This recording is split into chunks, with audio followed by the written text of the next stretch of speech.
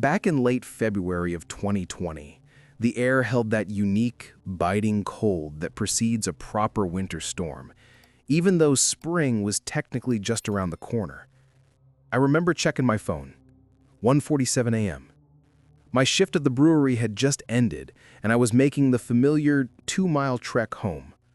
It was the longest and most desolate part of my route, a stretch that hugged the back of the old municipal park before spilling out into my quiet, tree-lined neighborhood.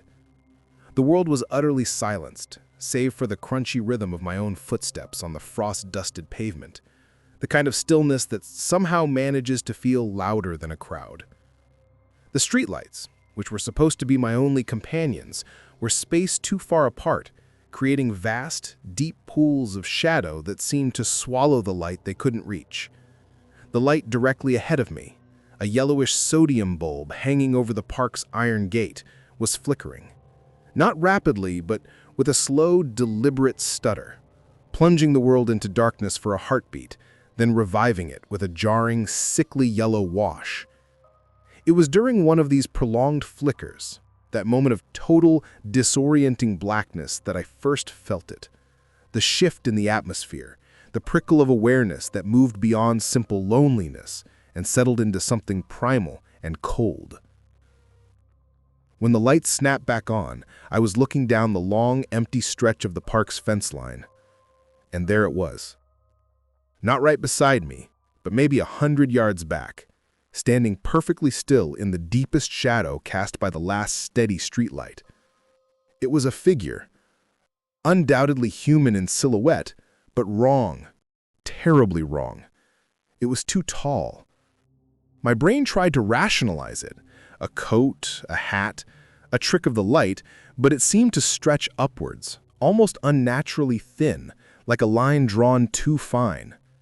Crucially, it wasn't moving from anywhere. It was simply there. I stopped walking.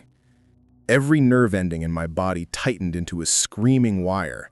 The silence now was absolute, the crunch of my footsteps gone, replaced by the frantic, heavy drumming in my ears. I told myself to move, to turn back, to look away, but I couldn't. My eyes were magnetically locked on that towering distortion. Then, it moved. It didn't walk. It didn't shuffle. It simply bent. The movement was slow, deliberate, and entirely fluid, like a piece of dark, thick silk folding in on itself.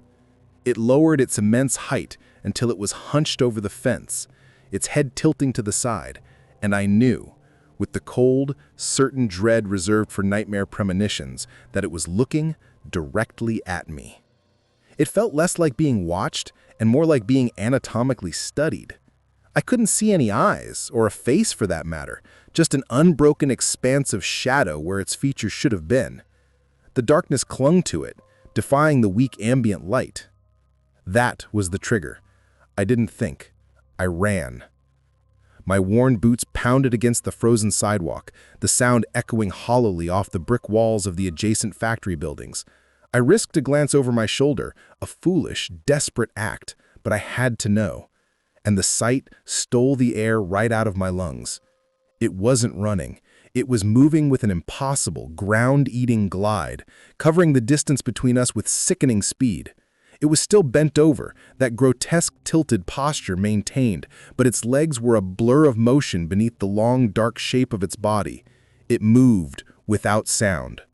Where my flight was a noisy, clumsy panic, its pursuit was absolute silence, a gliding horror that seemed to absorb the sound waves around it.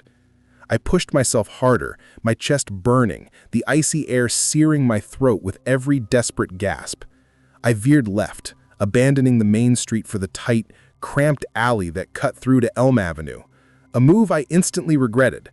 The alley was narrower, darker, and its uneven pavement was a trip hazard, but it offered the faint hope of a quicker escape to the populated residential blocks.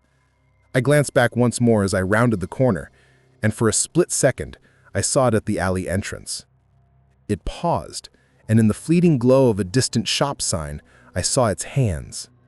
They were long, disproportionately so, ending in tapering, dark fingers that scraped lightly against the brickwork as it transitioned into the confined space. The sound, a dry, faint sk, was the only noise it had made, and it was horrifying. The creature entered the alley. Now the silence of its movement was a suffocating pressure. I could hear its breathing, or rather the complete lack of it, amplifying the rasping of my own failing lungs. My muscles were screaming, liquid fire running through my calves, but I couldn't stop. I pictured its long, shadowy frame trying to maneuver the tight space, that sickening, hunched profile barely fitting between the dumpsters and the wall.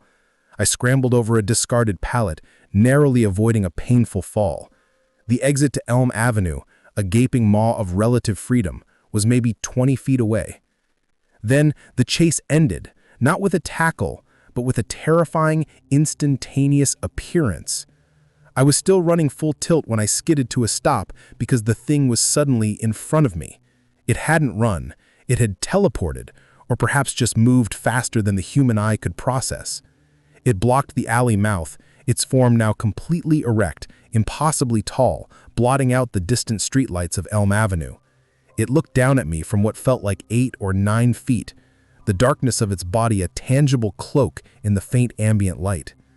I stumbled backwards, landing hard on the pavement, feeling the sharp shock up my spine. My fear turned into a thick, paralyzing current. As I lay there, helpless, pinned by its towering presence, the shadow face dipped closer. I still couldn't make out any features, but I felt a heavy, cold pressure on my mind, a complete and total absence of warmth or thought, as if something ancient and void was inspecting a piece of debris. A sound finally escaped it, a sound that wasn't a voice or a growl, but a thin, dry click, like bone lightly tapping against itself, once. It hung in the air, a final punctuation mark to my terror. I don't know where the strength came from, survival instinct perhaps, or a neurological short circuit, but I rolled to the side, scrambling backward towards a fire escape ladder. I didn't try to climb, I just used the steel rungs as a shield. I kicked out wildly, catching a corner of a dumpster, creating a deafening metallic clang that shattered the silence. The creature recoiled, almost imperceptibly at the noise, that small, momentary hesitation being the only chance I needed. I scrambled up and over the dumpster, a desperate, graceless vault, landing hard on the other side and bursting out onto Elm Avenue without looking back.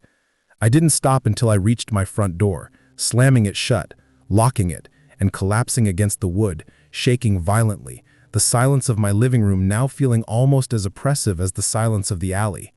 I never saw it again, but I never walked that route alone at night. The memory of that silent gliding height and the single, dry click permanently etched under the inside of my skull.